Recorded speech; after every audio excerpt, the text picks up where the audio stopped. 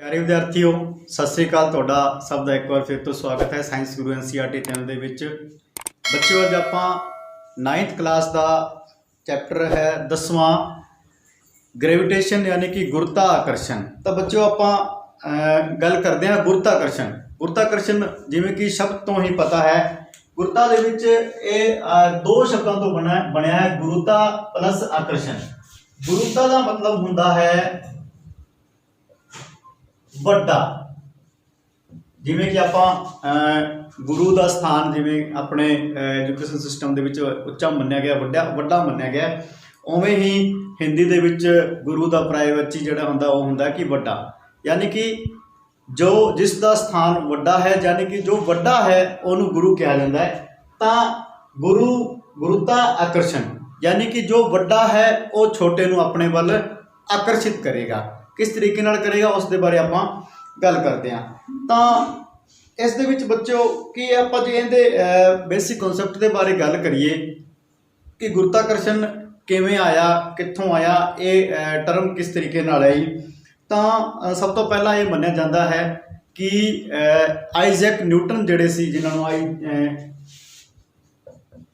जे सी Newton के नाम भी जाना जाता, ਜਾਂ ਆਪਾਂ ਕੱਲਾ ਨਿਊਟਨ ਵੀ ਦੇ ਨਾਂ ਤੋਂ ਵੀ ਜਾਣਦੇ ਹਾਂ। ਮੰਨਿਆ ਜਾਂਦਾ ਹੈ ਕਿ ਉਹ ਕਿਸੇ ਦਰਖਤ ਦੇ ਥੱਲੇ ਬੈਠੇ ਸੀਗੇ ਤੇ ਉਹਨਾਂ ਦੇ ਉੱਤੇ ਇੱਕ ਸੇਬ ਜਿਹੜਾ ਸੀ, ਯਾਨੀ ਕਿ ਉਸ ਸੇਬ ਦੇ ਦਰਖਤ ਤੋਂ ਸੇਬ ਇੱਕ ਫਰੂਟ ਡਿੱਗ ਕੇ ਉਹਨਾਂ ਦੇ ਉੱਤੇ ਡਿੱਗਿਆ। ਤਾਂ ਉਹਨਾਂ ਦੇ ਦਿਮਾਗ ਵਿੱਚ ਇੱਕ ਗੱਲ ਆਈ ਕਿ ਇਹ ਥੱਲੇ ਵੱਲ ਨੂੰ ਹੀ ਕਿਉਂ ਆਇਆ, ਇਹ ਸੇਬ ਜਦੋਂ ਟੁੱਟਿਆ ਹੈ ਇਹ ਉੱਪਰ ਵੱਲ ਨੂੰ ਕਿਉਂ ਗਿਆ। ਹੁਣ ਤਾਂ ਆਪਾਂ ਨੂੰ ਪਤਾ ਹੈ कि वस्तु जिहड़ी है वो धरती वाल गति करती है। वो क्यों करती है, ये उस टाइम इस अवधारणा बारे पता नहीं सीगा, परंतु हुण आपां नूं इस बारे पता है। तो क्यों पता है, क्योंकि न्यूटन ने इस बारे स्टडी की सी, उन्होंने आपां नूं दस्सिया सीगा। तां उन्होंने इस गल बारे स्टडी की कि सेब धरती वाल ही क्यों डिग्या। एक आपां छोटा जिहा उदाहरण होर आपां इत्थे लै सकदे हां कि आम तौर पर आपां खेडदे होए की करदे हां। एक मान लो तुसीं खड़े हो ते अपने हाथ दे विच एक डोरी इस तरीके नाल तुसीं कह लो डोरी लैके डोरी दे सिरे ते एक छोटा पत्थर बन लैंदे आ ते इस नूं आपां बिल्कुल इस तरीके नाल चक्राकार पथ दे विच इहनूं गति कराउंदे आ, घुमा रहे हैं इस तरीके नाल। तां की होएगा, पत्थर की हुंदा है कि डोरी भी तनी रहिंदी है बिल्कुल पूरी, ते पत्थर अपने तो जिन्नी दूरी ते रहना चाहिदा है मैक्सिमम जिन्नी दूरी ते उन्नी दूरी ते रहिंदा है, ते पत्थर अपने इस पथ दे विच ही लगातार गति करता रहता है। यानी कि इस पथों दूर नहीं जाता, बाहर नहीं जाता। क्यों नहीं जाता, क्योंकि एक बल इस पत्थर ते अपने विचकार लग रहा है जिसनों आपां की कहते हाँ केंद्रमुखी बल।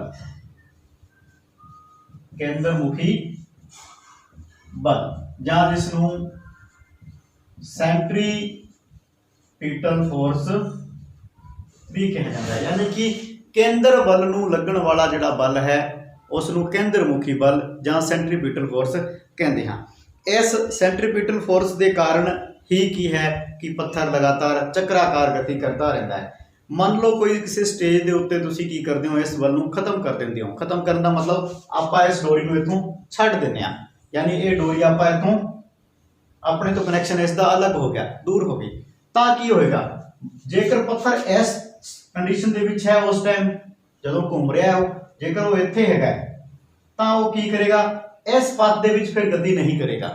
वो इस जो उनका पहला पथ सीगा उस पथ दे नाल स्पर्श रेखा बनाउंदा होया, एक टेंजेंट बनाउंदा होया सरल रेखी गति करनी शुरू कर देगा। आ इस एक चक्राकार पथ की एक स्पर्श रेखा है जिसनों कि टेंजेंट भी कहा जाता है। तां जेकर ये पत्थर इत्थे है, मान लो इस मोड़ दे उत्ते इधर है, ਤਾਂ ਇਹ ਇਸ ਤਰੀਕੇ ਨਾਲ ਗਤੀ ਕਰੇਗਾ। ਜੇਕਰ ਪੱਥਰ ਇਸ ਕੰਡੀਸ਼ਨ 'ਚ ਹੈ ਜਦੋਂ ਆਪਾਂ ਇਸ ਡੋਰੀ ਨੂੰ ਛੱਡ ਰਹੇ ਹਾਂ ਤਾਂ ਪੱਥਰ ਇੱਧਰ ਗਤੀ ਕਰੇਗਾ। ਯਾਨੀ ਕਿ ਜਿਸ ਦਿਸ਼ਾ ਵੱਲ ਉਹ ਗਤੀ ਕਰ ਰਿਹਾ ਹੈ ਉਸ ਦਿਸ਼ਾ ਵੱਲ स्पर्श रेखी गति करेगा। चक्राकार पथ की गति जी बंद कर दिंदा है। यानी कि जो एक कोई फोर्स हैगा सी जो उसनूं की करदा सी, बाउंड करदा सी इस चक्राकार पथ दे विच गति करने लई, जदों वो फोर्स हटा दिता जाता है तो वो सरल रेखी गति करता है। तो इत्थे आपां जे गल करिए कि चंद जिहड़ा है धरती दे आले दुआले चक्कर लगा रहा है, धरती सूरज के आले दुआले चक्कर लगा रही है, तो वो किसी न किसी फोर्स के कारण ਲਗਾ ਰਹੇ ਹੈ, ਸਾਰੇ ਆਪਣੇ ਪੱਥ ਦੇ ਵਿੱਚ ਗਤੀ ਕਰ ਰਹੇ ਹੈ, ਤਾਂ ਉਹ ਕਿਸੇ ਨਾ ਕਿਸੇ ਫੋਰਸ ਦੇ ਕਾਰਨ ਹੀ ਗਤੀ ਕਰ ਰਹੇ ਹੈ। ਹੁਣ ਤੁਸੀਂ ਵੇਖੋ ਕਿ ਚੰਨ ਜਿਹੜਾ ਹੈ ਉਹ ਧਰਤੀ ਦੇ ਆਲੇ ਦੁਆਲੇ ਗਤੀ ਕਰ ਰਿਹਾ ਹੈ, ਧਰਤੀ ਦੇ ਆਲੇ ਦੁਆਲੇ ਚੱਕਰ ਲਗਾ ਰਿਹਾ ਹੈ, परंतु खुद धरती जिहड़ी है सूरज के आले दुआले चक्कर लगा रही है। क्यों लगा रही है? क्योंकि धरती सूरज नालों छोटी है पर चंद नालों वड्डी है, इसलिए चंद धरती के आले दुआले गति कर रहा है, उसके आले दुआले चक्कर लगा रहा है। तो धरती क्योंकि खुद छोटी है किस तो? सूरज तो।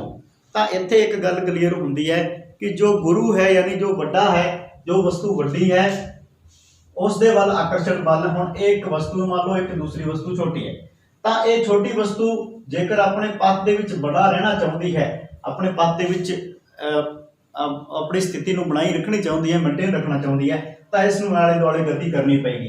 जेकर ये गति नहीं करती तो ये वड्डी वस्तु नूं अपने वाल खिंच लेगी तो इस दे विच आके टकरा जाएगी। हुण आपां वेखदे हां कि धरती जिहड़ी है सूरज दे विच नहीं जाके मिलती, सूरज दे विच नहीं टकराउंदी, चंद भी धरती दे नाल नहीं टकराउंदा। क्यों नहीं टकराउंदा? क्योंकि वो लगातार गतिशील हैगे ने। जेकर वो गतिशील ना होए, अपने पथ दे विच गति ना करे, तो दूसरी वड्डे नेड़े की जो भी वस्तु या ग्रह है वो उसनूं अपने वल खिंच लेगा, आकर्षित कर लेगा, क्योंकि गुरुत्वाकर्षण का नियम यही कहता है। तो हुण आपां गुरुत्वाकर्षण का जिहड़ा नियम है, एक गल आपां नूं इत्थे समझ आ गई कि वस्तुओं दे विच परस्पर जिहड़ा बल है आकर्षण बल, ये हमेशा आकर्षण का बल हुंदा है, तो उसनूं की कहदा गुरुत्वाकर्षण बल कहा जाता है। हुण गुरुत्वाकर्षण बल की एक सिंपल शब्दों के विच परिभाषा है कि वस्तुओं के विचकार परस्पर लगन वाला आकर्षण बल जिहड़ा है उसनूं गुरुत्वाकर्षण बल कहा जाता है। हुण गुरुत्वाकर्षण बल का आपां सर्वव्यापी नियम जिहड़ा है वो डिस्कस करांगे। बच्चों, गुरुत्वाकर्षण का सर्वव्यापी नियम जिसनूं कि यूनीवर्सल लॉ ऑफ ग्रेविटेशन भी कहा जाता है, ये नियम कहता है कि ब्रह्मंड के विच किते भी कोई भी दो वस्तु वो नेड़े तो नेड़े हो सकती है, या जिवें कि मेरे अते वाइट बोर्ड जिवें दो असी वस्तुआं हैगियां, या दूर तो दूर जिवें कि साडे तो सूरज जिहड़ा है जिन्ना दूर है, साडे तो चंद जिन्ना दूर है। नेड़े तो नेड़े वस्तु, दूर तो दूर वस्तु जिहड़ी है वो हमेशा किसी न किसी बल के कारण एक दूसरे को आकर्षित करदियां हन। तो इन्हां वस्तुओं के विचकार लगन वाला बल जिहड़ा है वो दो चीज़ों के उत्ते निर्भर करता है, उन्हां बारे आपां इत्थे डिस्कस करांगे। मान लो कोई दो वस्तुआं हैगियां ने, मैं इधर इस साइड से डायग्राम ड्रॉ कर देना, एक ए वस्तु है, एक ए वस्तु है, दो वस्तुआं है। ए वस्तु मान लो ए है, ए वस्तु बी है। इस वस्तु का मास जिहड़ा है वो कितना है? पुंज m1 है, इसका m2 है। तो इस वस्तु का केंद्र है, इसका दोनों के केंद्र के विचकार की जिहड़ी दूरी है, मान लो उस दूरी को आपां कितना मानते हैं? डी मानते हैं, यानी कि दोनों के केंद्र के विचकार दूरी डी है। तो ये एक दूसरे को किस तरीके नाल आकर्षित करनगियां उन्हां बारे इस नियम के दस्सिया है कि लगन वाला दोनों वस्तुओं के विचकार लगन वाला बल जिहड़ा एफ है वो डायरैक्टली प्रोपोर्शनल होएगा इन्हां दोनों के पुंजां दे गुणफल दे, यानी m1 ਅਤੇ m2 ਦੇ ਗੁਣਫਲ ਅਨੁਪਾਤੀ ਹੋਏਗਾ। ਤੇ ਇਹਨਾਂ ਵਿਚਕਾਰ ਲੱਗਣ ਵਾਲਾ ਬਲ ਜਿਹੜਾ ਹੈ ਇਹਨਾਂ ਦੇ ਕੇਂਦਰ ਵਿਚਕਾਰ ਦੀ ਦੂਰੀ ਜਿਹੜੀ ਹੈ ਉਸ ਦੇ ਵਰਗ ਦੇ ਉਲਟ ਅਨੁਪਾਤੀ ਹੁੰਦਾ ਹੈ, यानी कि 1/d²। d का वर्ग करना है तो उल्ट अनुपाती है, तो आपां नूं 1/d² लिखांगे, यानी दो चीज़ां अपने कोल आ गई, यानी कि इन्हां दोनों के पुंजां के गुणनफल के समानुपाती है अते इन्हां दोनों के विचकार दूरी के वर्ग के उल्ट अनुपाती है। यानी कि जेकर वस्तु दोनों वस्तुआं वड्डी हैगियां ने तो उन्हां विचकार लगन वाला बल जिहड़ा है वो ज़्यादा होएगा, क्योंकि जिन्ना m1 और m2 का गुणनफल ज़्यादा होएगा उन्ना ही फोर्स ज़्यादा लगेगा। तो जेकर दोनों के विचकार दूरी जिहड़ी है ज़्यादा होएगी, क्योंकि ये उल्ट अनुपाती है, ताकि होएगा बल घट जाएगा। जेकर वस्तु एक दूसरे तो बहुत ज़्यादा दूरी पर पईयां हन तो बल जिहड़ा है घट जाएगा। जेकर वस्तुआं नेड़े है तो बल ज़्यादा लगेगा, एक दूसरे को ज़्यादा बल के नाल आकर्षित करनियां। हुण अपने को एक दो इक्वेशन आ गया ने, एक ते दो है, दोनों को जेकर आपां इकट्ठा समअप करिए तो F directly proportional m1 m2 ये दोनों मल्टीप्लाई च हैगे ने अपॉन d²। ये अपने कोल ये चीज़ आ जाती है। इन्हूं तुसीं इस तरीके नाल भी लिख सकते हो, समझण की दृष्टि के नाल मैं इसनूं गुणा 1/d² भी लिख देने, जो कि बाद दे विच d² इस तरीके नाल ही हो जाएगा f directly proportional m2 m1 m2 upon d², क्योंकि एक नूं m1 m2 नाल मल्टीप्लाई करांगे तो कोई फर्क नहीं पैना। हुण अपने कोल ये प्रोपोर्शनलिटी दे साइन दे विच हैगे आ, इस फॉर्मूले ने आपां इक्वल दे साइन दे विच लैके आवांगे तो आपां एक कांस्टेंट लगावांगे इत्थे f equal to g m1 m2 upon d²। हुण एक अपने कोल नवीं चीज़ आ गई है g, जिसनूं कि गुरुत्वीय स्थिरांक भी कहा जाता है। आपां कह सकते हाँ कि यूनीवर्सल ग्रेविटेशनल कांस्टेंट, जी का जिहड़ा नाम है वो है यूनीवर्सल ग्रेविटेशनल कांस्टेंट। हुण जी दे आपां जेकर यूनिट्स की गल करिए तो यूनिट्स जिहड़ी है SI यूनिट्स इसकी की होएगी, ਆਪਾਂ ਇਹਨੂੰ जी ਨੂੰ थोड़ा ट्रांसफॉर्म ਕਰਨ ਦੇ ਲਈ, क्योंकि f equal to g m1 m2 upon d² है, तो इस तरीके ਨਾਲ ਇਹਨੂੰ ਫਾਰਮੂਲੇ ਨੂੰ थोड़ा ਆਪਾਂ बदल ਲੈਂਦੇ आ। मैं इसनूं इस ਦੇ ਨਾਲ ਮਲਟੀਪਲਾਈ ਕਰ ਦੇਣਾ, f into d² equal to g m1 into m2। ਹੁਣ ਇਸ ਨੂੰ ਆਪਾਂ ਇੱਧਰ ਲੈ ਆਵਾਂਗੇ ਤਾਂ ਆਪਣੇ ਕੋਲ f into d² बटा m1 into m2 equal to g। ये अपने कोल की है कि g का फॉर्मूला आ गया। हुण g की यूनिट्स की आपां गल करिए तो की होणगियां, f की यूनिट हुंदी है बच्चों न्यूटन, d की यूनिट की है, d एक दूरी है तो इसकी की होएगी मीटर होएगी, यानी कि न्यूटन मीटर² बटा की है m1 ਅਤੇ m2 की है ने पुंज है, तो पुंज नूं काहदे विच मापदे आ, ग्राम किलोग्राम दे विच मापदे आ, तां इत्थे किलोग्राम आपां यूनिट लवांगे बटा किलोग्राम स्क्वायर, यानी कि अपने कोल जिहड़ी जी की यूनिट है वो आ गई न्यूटन मीटर² किलोग्राम स्क्वायर इनवर्स, यानी कि ये अपने कोल जी की यूनिट आ गई। इस तो बाद जेकर आपां गल करिए बच्चों कि जी का मान कितना है, क्योंकि ये चीज़ां जिहड़ी है ये लगभग फिक्स है ने। मान लो सपोज करो दो वस्तुआं, इसका पुंज भी फिक्स है, इन्हां मान लो 5 किलो इनका 7 किलो है, दोनों के केंद्र के विचकार दूरी भी मान लो 10 मीटर है, तो फोर्स भी आपां कढ लांगे कितना आ गया, तो फोर्स कढण तो बाद इसका आपां तुसीं कह सकते हो कि जी का मान भी कढ सकते हैं।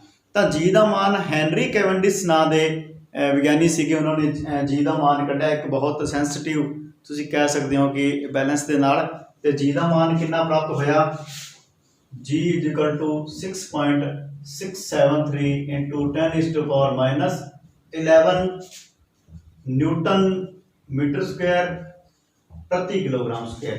तो ये समेत आप कह सकते हाँ कि इस यूनिट्स के जी का मान है, जिसनों तुसी याद रखना है, क्योंकि ये जोड़े कॉन्स्टेंट होंगे इन्हों के मान आपको याद ही रखने पैंदे हैं। जी का मान है 6.673 गुणा 10⁻⁻11 न्यूटन मीटर² किलोग्राम स्क्वायर इनवर्स, यानी कि ये अपने कोल की है सर्वव्यापी नियम है, तो ये ग्रेविटेशनल कॉन्स्टेंट है।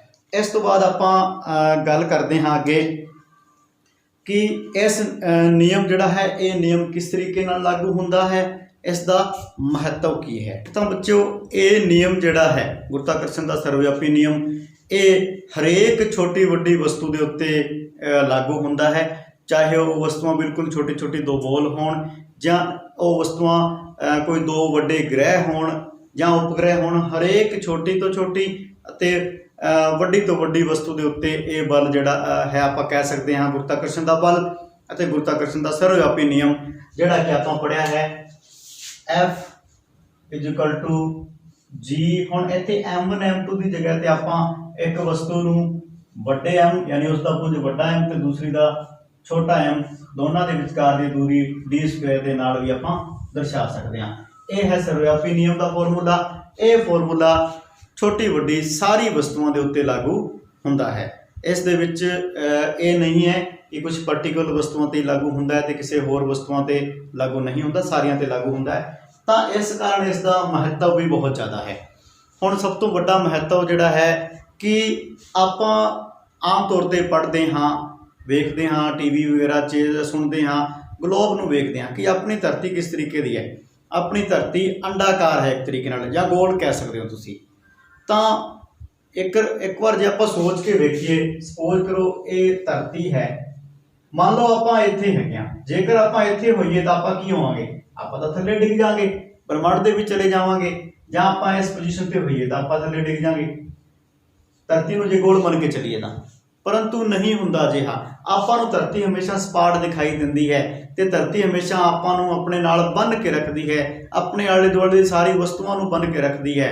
अपने मकान है, अपने जो भी निवास स्थान हैगे ने, अपने जिन्ने भी आपां कह सकते हाँ कि उपकरण है, सारा कुछ जो भी धरती दे उत्ते मौजूद है वो सारा धरती दे उत्ते ही रहिंदा है।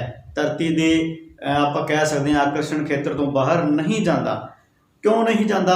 क्योंकि धरती गुरुत्वाकर्षण बल के कारण आपां नूं आकर्षित करती है। तो गुरुत्वाकर्षण बल का सब तो पहला महत्व तो यह है। हुण दूसरा आपां महत्व की गल करिए कि चंद जिहड़ा है धरती के आले दुआले गति क्यों करता है? इसे बल के कारण ही गति करता है, क्योंकि धरती चंद नूं अपने वाल आकर्षित करती है ते इस कारण चंद जिहड़ा है लगातार धरती के आले दुआले चक्राकार पथ के विच गति करता है ताकि वह धरती के नाल आके टकरा ना जाए। इस आधार पर ही ब्रह्मंड के विच होर जिन्ने भी खगोली पिंड है, चाहे वह ग्रह है चाहे उपग्रह है, वो सारे किसी न किसी सूरज के। हुण बच्चों मैं एक तुहाडे लई गल क्लीयर कर दियां कि जिहड़ा अपने लिए सूरज है वो अपना सब तो नेड़े का तारा है। यानी कि अजिहे तारे जिन्ने तारे आपां वेखदे हां वो सारे भी सूरज हो सकते हैं, किसी न किसी होर गलैक्सी के सूरज हो सकते हैं ते किसी होर उन्हां दा अलग सोलर मंडल हो सकता है। तो सिर्फ आपां यही मन के चलना कि इस ब्रह्मंड दे विच अपने 8 या 9 ग्रह ही हैगे जां इन्ने उपग्रह हैगे, बहुत सारे उपग्रह बहुत सारे ग्रह हो सकते हैं जिन्हां बारे आपां नूं पता नहीं है। तो आपां जेकर गल करिए कि धरती के उत्ते आपां वेखदे हां कि ज्वार भाटा आउंदा है, समुद्र दे विच आउंदा है, नदियां दे पानी विच आउंदा है, वो सूरज अते चंद के आकर्षण बल के कारण आउंदा है। क्योंकि जेकर आपां जे गल करिए कि धरती चंद नूं अपने वाल आकर्षित करदी, हुण आपां जे इत्थे गल कीती सी कि दो वस्तुआं है, दोनों के केंद्र के उत्ते बल लगता है। जेकर वस्तु ए है, ए बी नूं अपने वाल आकर्षित कर रही है तो बी भी ए नूं अपने वाल आकर्षित करती है। ये गल अलग है कि किसका बल ज़्यादा है किसका घट है, परंतु आकर्षण बल दोनों का आपस के लगता है। तो इस कारण ही की है सूरज ते चंद के रलवें मिलवें आकर्षण बल के कारण ही धरती के उत्ते ज्वार भाटा की जिहड़ी घटना है वो वापरती है। तो बहुत सारी होर घटनावां हैगियां ने जिन्हां दे विच गुरुत्वाकर्षण का सर्वव्यापी नियम लागू हुंदा है ते गुरुत्वाकर्षण के सर्वव्यापी नियम का महत्व उन्हां दे विच सिद्ध हुंदा है। इस तो बाद जेकर आपां गल करिए बच्चों कि जेकर दो वस्तुआं हैं, एक वस्तु कोई भी वस्तु है, मान लो एक बॉल है तो दूसरी वस्तु की है धरती है, तो गुरुत्वाकर्षण का नियम किस तरीके नाल लागू होएगा? इस घटना नूं बच्चों सुतंत्र रूप में डिगना जां फ्री फॉल कहा जाता है। बच्चों सुतंत्र रूप में डिगना यानी कि कोई वस्तु का धरती के वल गति करना, इस तो की मतलब है? मान लो सपोज करो तुसी किसी ऊंचाई ते हो, किसी टावर के उत्ते चढ़े हुए हो या किसी टैंकी के उत्ते चढ़े हुए हो या 2 या 3 मंजिला उपर किसी इमारत के उत्ते छत के उत्ते हो। तो सपोज करो एक कोई टावर है, आ धरती के उत्ते आपां कह सकते हाँ आ धरती है। मैं इसनूं थोड़ा सही कर दें डायग्राम नूं कि ये मान लो धरती है, इस धरती के उत्ते आ टावर लग्या, तुसीं इस टावर के उत्ते हो, इत्थे तुहाडे कोल कोई एक बॉल है, कोई वस्तु है जिहड़ी की है बिल्कुल तुसीं कह सकते हो कि 0 वेलोसिटी है, उहदा वेग कितना है? 0 है। तुसीं इस वस्तु नूं इत्थों बिल्कुल ना धक्का देंदे हो ना जोर नाल मारदे हो, बिल्कुल छड़ देंदे हो इस तरीके नाल, तां की होएगा? ये वस्तु उपर वल नूं तां नहीं जांदी, धरती वल ही आएगी। क्यों? क्योंकि धरती इसनूं गुरुत्वाकर्षण बल के कारण आकर्षित करेगी। ये वस्तु धरती वल डिगदी है ਤਾਂ ਇਸ ਦੇ ਵੇਗ ਦੇ ਵਿੱਚ ਚੇਂਜ ਆਉਂਦਾ ਹੈ। ਤੇ ਆਪਾਂ ਵੇਖਦੇ ਹਾਂ ਕਿ ਵੇਗ ਦੇ ਵਿੱਚ ਪਰਿਵਰਤਨ ਨੂੰ ਕੀ ਕਹਿੰਦੇ ਹਾਂ? ਪ੍ਰਵੇਗ ਕਹਿੰਦੇ ਹਾਂ। ਵੇਗ ਦੇ ਵਿੱਚ परिवर्तन ਨੂੰ प्रवेग कहा जाता है। जिवें कि वेलोसिटी जेकर आपां सरल रेखी गति की गल करिए तो उहदे विच वेलोसिटी नूं v नाल दर्शाया जाता है अते प्रवेग नूं a नाल एक्सेलरेशन a नाल दर्शाया जाता है। परंतु जेकर कोई वस्तु धरती दे वल डिग रही है तो उस प्रवेग नूं आपां की कहंदे हां? गुरुता प्रवेग। उसनूं गुरुता प्रवेग कहांगे जिसनूं जी नाल दर्शाया जाता है। हुण आपां तुसीं कह सकते हो कि गति के दूसरे नियम दे विच आपां पढ़िया है कि बल जिहड़ा है वो पुंज अते गुरुत्वी प्रवेग का गुणफल हुंदा है। हुण बच्चों ये बल जिहड़ा है इसनूं भार बल भी कहा जाता है। मैं थोड़ा जिहा इत्थे क्लीयर कर दियां कि क्योंकि गति वाले चैप्टर जदों आपां पढ़ांगे तो उन्हां दे विच गति के नियम बिल्कुल क्लीयर होणगे। ते इत्थे की हैगा भार बल की है? सपोज करो तुहाडा पुंज जिहड़ा है वो कितना है? पुंज अलग है बच्चों, भार अलग हुंदा है। पुंज है मान लो 10 किलो। पुंज तो मतलब ये है कि कोई वस्तु जिन्ना पदार्थों तो मिलकर बनी है उसका कुल कितना वेट कितना है। हुण मान लो अपनी बॉडी दे विच हड्डियां भी है, मांसपेशियां भी हैगियां ने, ब्लड भी है, तो होर बहुत सारे जिहड़े है पार्ट्स है, इन्हां सारिਆਂ ਨੂੰ मिला के कितना है अपना मान लो पुंज है 10 किलो। ठीक है। हुण जदों आपां कंडे दे उत्ते चढ़दे हां, कंडे उत्ते चढ़दे हां तां अपना भार कितना आउंदा है? मान लो आउंदा है अपना 90 किलो या 100 किलो आउंदा है। तां वो भार बल है वो आपां कह सकते हाँ जदों कंडे उत्ते चढ़ के आपां वेट करते हैं खुद का तो उस दे विच की हैगा पुंज अते धरती का गुरुत्वी प्रवेग दोनों शामिल हैगे ने। यानी पुंज जेकर 10 किलो है तो गुरुत्वी प्रवेग नाल जिस गुरुत्वी प्रवेग वो बल है जिस दे नाल धरती आपां नूं अपने बल खिंच रही है, विचाले की हैगा कंडा है, वो कंडा आपां नूं दसदा है कि किन्ने बल दे नाल धरती तुहानूं खिंच रही है। तो ये जिहड़ा की हैगा भार बल, अपना भार जिहड़ा हुंदा वो भार बल हुंदा है जिसनूं F = mg नाल दर्शाया जाता है। तो हुण जेकर आपां गुरुत्वाकर्षण के सर्वव्यापी नियम अते इस दी तुलना करिए कि इस बल की भार बल की अते गुरुत्वी बल की जेकर तुलना करिए तो अपने कोल की रिजल्ट मिलते हैं उन्हां बारे आपां डिस्कस बच्चों। अपना भार बल जिहड़ा है F है वो है mg। एक वस्तु अपने कोल धरती है क्योंकि फ्री फॉल की आपां स्टडी कर रहे हैं। कोई बॉल जिहड़ी है मान लो या कोई वस्तु है वो धरती वाल गति कर रही है, धरती उत्ते डिग रही है। धरती का पुंज है मान लो बड़ा M, इस वस्तु का पुंज है छोटा M। दोनों के विचकार की दूरी जिहड़ी है वो कितनी है? d है। विचकार की दूरी केंद्र तो मापनी है, केंद्र ते धरती के केंद्र के विचकार की दूरी जिहड़ी है वो कितनी है? d है। तो अपने कोल फॉर्मूला जिहड़ा है गुरुत्वाकर्षण के सर्वव्यापी नियम का फॉर्मूला F = वड्डा G वड्डा M × छोटा M बटा d²। हुण आ एक समीकरण है, आ दूसरी है। दोनों को जेकर क्योंकि दोनों ही F है तो आप दोनों को बराबर विच रख के इन्हां दा कंपैरिजन करते हैं। mg = g वड्डा M छोटा M बटा d²। छोटे M के नाल छोटा M जिहड़ा है कैंसल हो जाएगा।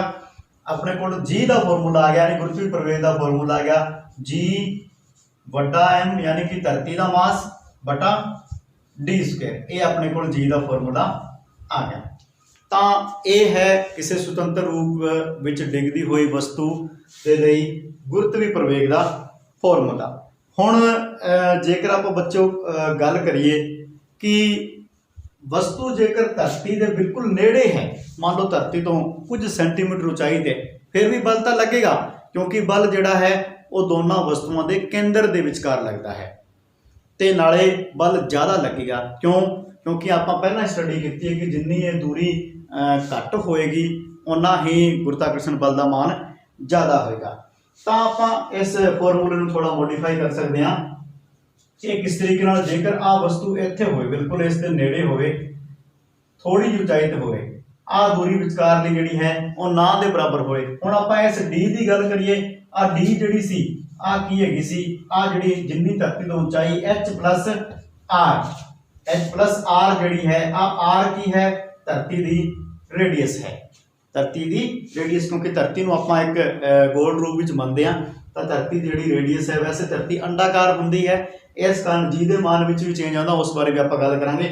ਤਾਂ ਹੁਣ ਇੱਥੇ h ਜਿਹੜੀ ਹੈ ਉਹ ਨੈਗਲੀਜੀਬਲ ਹੈ, 0 ਦੇ ਬਰਾਬਰ ਹੈਗੀ ਹੈ। ਤਾਂ ਫਾਰਮੂਲਾ ਆਪਣਾ ਮੋਡੀਫਾਈ ਹੋ ਜਾਏਗਾ, g ਵੱਡਾ g ਵੱਡਾ m ਬਟਾ ਕੀ ਹੈ r ਸਕੁਅਰ ਆ ਜਾਏਗਾ, ਕਿਉਂਕਿ d ਸਕੁਅਰ ਲਿਖਣ ਦੀ ਹੁਣ ਜ਼ਰੂਰਤ ਨਹੀਂ ਹੈ, ਕਿਉਂਕਿ ਇਸ ਦੇ ਵਿੱਚ h ਅਤੇ r ਦੋਨੋਂ ਸੀਗੇ, h 0 ਦੇ ਬਰਾਬਰ ਹੈ ਲਗਭਗ, ਤਾਂ ਉਸ ਨੂੰ ਆਪਾਂ ਨੈਗਲੈਕਟ ਕਰ ਦਿੰਦੇ ਹਾਂ। ਤਾਂ ਇਹ ਆਪਣੇ ਕੋਲ g ਦਾ ਫਾਰਮੂਲਾ ਆ ਗਿਆ। ਹੁਣ ਇਹ ਡਿਪੈਂਡ ਕਰਦਾ ਹੈ g ਦਾ मान, यानी कि आप ਤੁਸੀਂ ਵੇਖੋ ਇੱਕ ਤਾਂ ਗੁਰਤਵੀ ਕਾਂਸਟੈਂਟ ਦੇ ਉੱਤੇ मान ਕਰਦਾ ਹੈ, ਜਿਹੜਾ ਕੀ ਹੈ ਆਪਾਂ ਕਹਿ ਸਕਦੇ ਹਾਂ ਕਿੰਨਾ ਹੈ 6.67 ਗੁਣਾ 10 ਦੀ ਪਾਵਰ -11 ਹੈ। m ਜਿਹੜਾ ਹੈ ਧਰਤੀ ਦਾ ਮਾਸ ਵੀ ਨਿਸ਼ਚਿਤ ਹੈਗਾ, r यानी ਧਰਤੀ ਦੀ ਰੇਡੀਅਸ ਵੀ ਨਿਸ਼ਚਿਤ ਹੈ। ਤਾਂ ਇਹਨਾਂ ਸਾਰਿਆਂ ਦੀ ਕੈਲਕੂਲੇਸ਼ਨ ਕਰਦੇ ਹਾਂ ਤਾਂ g ਦਾ मान ਆਪਣੇ ਕੋਲ ਨਿਸ਼ਚਿਤ ਇੱਕ ਕਾਂਸਟੈਂਟ ਦੇ ਰੂਪ ਵਿੱਚ ਪ੍ਰਾਪਤ ਹੁੰਦਾ ਹੈ, ਜਿਹੜਾ ਕਿ 9.8 मीटर प्रति सेकंड स्क्वायर। ਹੁਣ ਇਹ 9.8 मीटर प्रति सेकंड स्क्वायर ਕੀ ਹੈਗਾ, ਗੁਰਤਵੀ ਪ੍ਰਵੇਗ ਹੈ, यानी कि कोई भी वस्तु ਜਦੋਂ ਸੁਤੰਤਰ ਰੂਪ ਵਿੱਚ ਧਰਤੀ ਵੱਲ ਆ ਰਹੀ ਹੋਵੇ, ਧਰਤੀ ਵੱਲ ਡਿੱਗ ਰਹੀ ਹੋਵੇ, ਤਾਂ ਉਸ ਦੇ ਵੇਗ ਵਿੱਚ ਕਿੰਨਾ ਪਰਿਵਰਤਨ ਹੋਏਗਾ, 9.8 मीटर पर सेकंड स्क्वायर, यानी कि प्रति सेकंड ਇੰਨਾ ਉਸ ਦੇ ਵੇਗ ਵਿੱਚ ਚੇਂਜ ਹੋਏਗਾ। ਹੁਣ ਆਪਾਂ ਗੱਲ ਕਰੀਏ ਕਿ g ਦਾ मान ਧਰਤੀ ਤੇ ਹਰੇਕ ਥਾਂ ਤੇ ਸੇਮ ਹੈ। ਬੱਚੋ ਧਰਤੀ ਤੇ ਹਰੇਕ ਥਾਂ ਤੇ g ਦਾ मान ਸੇਮ ਨਹੀਂ ਹੈ। ਧਰਤੀ ਜਿਹੜੀ ਹੈ ਇੱਕ ਆਪਾਂ ਨੂੰ ਪਤਾ ਹੈ ਕਿ ਇਸ ਤਰੀਕੇ ਨਾਲ ਹੈ, ਜਾਂ ਤੁਸੀਂ ਇਹਨੂੰ ਕਹਿ ਸਕਦੇ ਹੋ ਅੰਡਾਕਾਰ ਹੈ, ਧਰਤੀ ਬਿਲਕੁਲ ਗੋਲ ਨਹੀਂ ਹੈ, ਇਸ ਤਰੀਕੇ ਨਾਲ ਹੈ। ਤਾਂ ਭੂਮਧ ਰੇਖਾ ਤੇ ਆਪਾਂ ਇੱਥੇ ਨੂੰ ਸੈਂਟਰ ਮੰਨਦੇ ਆ, ਆ ਦੂਰੀ ਜਿਹੜੀ ਹੈ ਆ r ਥੋੜੀ ਛੋਟੀ ਹੈ, ਆ r ਜਿਹੜੀ ਹੈ ਜ਼ਿਆਦਾ ਵੱਡੀ ਹੈ, यानी कि ਆਪਾਂ ਕਹਿ ਸਕਦੇ ਹਾਂ ਕਿ ਆ ਦੂਰੀ ਜ਼ਿਆਦਾ ਹੈ, ਆ ਘੱਟ ਹੈ। ਤਾਂ ਜਿਹੜੇ ਆਪਣੇ ਪੋਲ ਹੈਗੇ, ਮੰਨ ਲਓ ਆ ਨਾਰਥ ਪੋਲ ਹੈ, ਆ ਸਾਊਥ ਪੋਲ ਹੈ, ਨਾਰਥ ਪੋਲ ਤੇ ਸਾਊਥ ਪੋਲ ਜਿਹੜੇ ਹੈ ਉਹਨਾਂ ਤੇ g ਦਾ मान ਜਿਹੜਾ ਹੈ ਉਹ ਆਪਾਂ ਕਹਿ ਸਕਦੇ ਹਾਂ ਜ਼ਿਆਦਾ ਹੁੰਦਾ, यानी ਧਰੁਵਾਂ ਤੇ g ਦਾ मान ਜ਼ਿਆਦਾ ਹੁੰਦਾ ਹੈ। ਅਤੇ ਆਪਾਂ ਕਹਿ ਸਕਦੇ ਹਾਂ ਕਿ ਭੂਮਧ ਰੇਖਾ ਜਿਹੜੀ ਹੈ ਬਿਲਕੁਲ ਆ ਸੈਂਟਰ ਪੁਆਇੰਟ ਵਾਲਾ ਜਿਹੜੀ ਭੂਮਧ ਰੇਖਾ ਹੈ ਉਸ ਦੇ ਉੱਤੇ g ਦਾ मान ਘੱਟ ਹੁੰਦਾ ਹੈ, ਕਿਉਂਕਿ ਇੱਥੇ r ਦਾ मान ਜ਼ਿਆਦਾ ਹੁੰਦਾ ਹੈ। ਤਾਂ ਇਹ ਬੱਚੋ ਹੈਗਾ ਸੀ ਕਿ ਸੁਤੰਤਰ ਰੂਪ ਵਿੱਚ ਡਿੱਗਣ ਵਾਲੀ ਜਿਹੜੀ ਵਸਤੂ ਹੈ ਉਸ ਦੇ ਉੱਤੇ ਕਿਸ ਤਰੀਕੇ ਨਾਲ ਗੁਰਤਵੀ ਬਲ ਕੰਮ ਕਰੇਗਾ ਤੇ ਉਸ ਦੇ ਵੇਗ ਵਿੱਚ ਕਿਸ ਤਰੀਕੇ ਨਾਲ ਪਰਿਵਰਤਨ ਹੋਏਗਾ, ਉਹ ਡਿਪੈਂਡ ਕਰਦਾ ਹੈ ਗੁਰਤਵੀ ਪ੍ਰਵੇਗ ਦੇ ਉੱਤੇ। ਤਾਂ ਬੱਚੋ ਇਸ ਚੈਪਟਰ ਦੇ ਵਿੱਚ ਆਪਾਂ ਗੁਰਤਾਕਰਸ਼ਣ ਸਰਵਵਿਆਪੀ ਨਿਯਮ ਕੀਤਾ ਹੈ, ਫ੍ਰੀ ਫਾਲ ਕੀਤਾ ਹੈ ਅਤੇ ਗੁਰਤਵੀ ਕਾਂਸਟੈਂਟ g ਦੀ ਗਣਨਾ ਵੀ ਆਪਾਂ ਕੀਤੀ ਹੈ। ਉਮੀਦ ਕਰਦਾ ਹਾਂ ਕਿ ਇਹ ਭਾਗ ਇਸ ਚੈਪਟਰ ਦਾ ਤੁਹਾਨੂੰ ਚੰਗੀ ਤਰੀਕੇ ਨਾਲ ਸਮਝ ਆ ਗਿਆ ਹੋਵੇਗਾ। ਇਸ ਚੈਪਟਰ ਦਾ ਨੈਕਸਟ ਭਾਗ ਜਿਹੜਾ ਹੈ ਉਹ ਆਪਾਂ ਅਗਲੀ ਵੀਡੀਓ ਦੇ ਵਿੱਚ ਕਰਾਂਗੇ। ਧੰਨਵਾਦ।